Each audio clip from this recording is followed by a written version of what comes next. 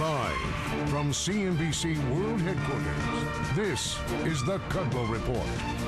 Here now, Larry Kudlow. All right, welcome back, everybody. Tonight, it's our Kudlow Report Free Market Tuesday edition. Aren't American companies like Boeing free to choose which states they want to do business in? Well, apparently not. The National Labor Relations Board has anything to say about it. The board claims Boeing is moving production of its new 787 Dreamliner fleet to South Carolina in order to punish union workers, and is now trying to force the company to move production back to a unionized plant in Washington State. Whew. Whatever happened to free market capitalism? And where's President Obama on this? Here now is our free market panel. Democratic strategist Bernard Whitman. He's president of Whitman Insight Strategies. Political commentator Sam Seder, host of the radio show The Majority Report. And James Freeman, assistant editor of the Wall Street Journal's editorial page.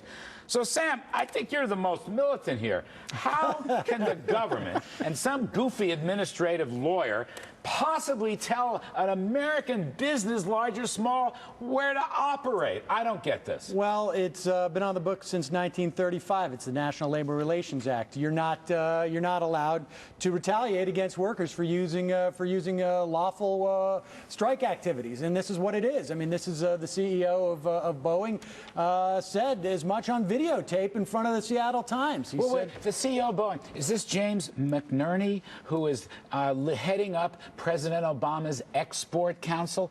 Mr. McNerney of Boeing, he's the head of President Obama's own Export Council. He used to serve on the Jobs Council. Now, where's President Obama? His own guy helped make this decision. Well, I think President Obama is respecting the rule of law. We have the National Labor Relations Act, which says you can't move a plant, you can't retaliate against workers for striking. You've got Boeing on record saying this is why they're moving to South Carolina. Has nothing to do with the business climate, has nothing to do with wages, has to do with they don't want to deal with these strikes.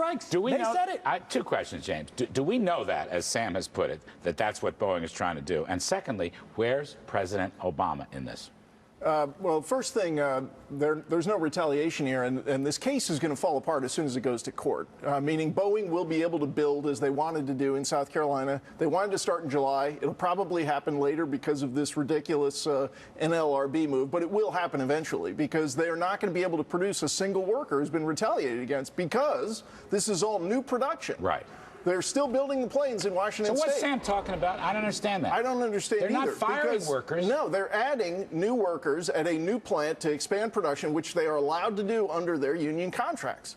So this is going to go no further than this NLRB board. But in the meantime, this is not what the economy with 9% unemployment needs. All right, Bernard, I want to get your take on this. First of all, number one, is Boeing right or wrong? Should they deserve economic freedom or economic central planning oppression? No, I absolutely support the fundamental right of American businesses to locate their operations wherever they so choose. Having said that, the notion that this administration is bullying American workers is absurd. We have to remember unions, in fact, do protect American workers from unsafe working conditions and unfair labor practices. There's no question here that Boeing's statements before, during, and after the strike were inflammatory. They were wrong, and they certainly didn't do anything to improve labor management relations. But what are these? Maybe they're inflammatory because they're confident in their position. We're fortunate. Mr. McNerney, the Boeing CEO, has a piece in our paper tonight and tomorrow. He says this is a fundamental assault on the capitalist principles that have sustained America's competitiveness. I mean, that's just silly. I mean, you asked why isn't President Obama speaking out? Boeing is very clear. They're confident in their position. Silence from the administration. I really respect these wonderful capitalists who are taking $700, $900 million worth of South Carolina taxpayer money to go over there, or they're taking the money that they took from Washington State under a 2003 agreement that they were going to build that ship, that plane in Washington State and escape yearly labor strikes. Well, Larry, here's the issue. There you have it. And I think that's illegal. And it is not illegal. And in fact, I want to respect the right to work laws in this country.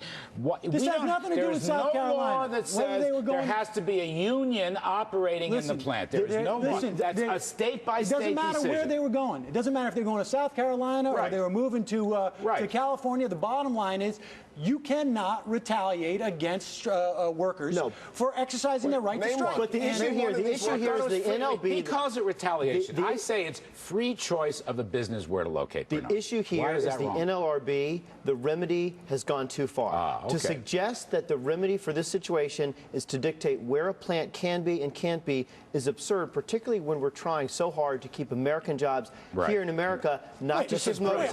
By the way, the wages would be lower, the worker protections would be I want you to meet Sam Cedar. I want to hear which country Boeing's going to go to and what subsidies they're going to receive. They've already received illegal subsidies according to the WTO from this country. Which country are they going to go to? They can go any darn country in the world. That is, if the National Labor Relations Board allows them to. The question is why the federal government wants to drive them offshore. Why wouldn't you want this plant to go forward? Why wouldn't you want airplanes built in the United States? I've got a suggestion. But I want to know about, let me ask you, I mentioned James McNerney before. He's a big Obama guy now. He's on this export council. He was the author of this policy. Also, let's go to the biggest guy of all, Bill Daley, the president's chief of staff, the #1 assistant. He was a Boeing director when this South Carolina decision was made. So I'm waiting.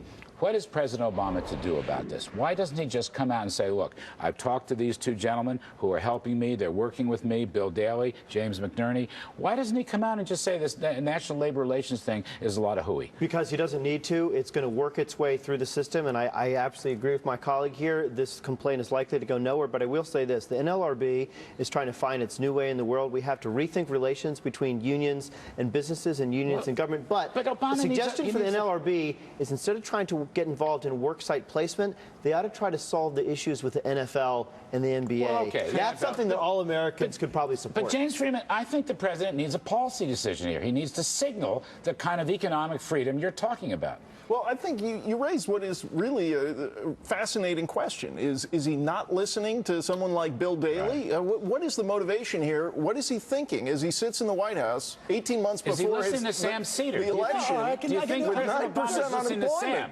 President Obama has never listened to me. If he would, Bill Daley wouldn't be sitting in the White House. I mean, the bottom line is that the National Labor Relations Act has been in effect for over 70 years in this country. And it was a bad idea to begin with. No, it wasn't a bad idea to begin with. But that's the point. This is an ideological argument. This is something that you're trying to spin into. But the Republicans are going to strike back, aren't they, James? Isn't that an important part here? Well, They're not going to sit idle. You're seeing House and Senate members are urging a change here, sending in letters, but really they don't have to. They won't confirm this new will board break members. down once it hits a court.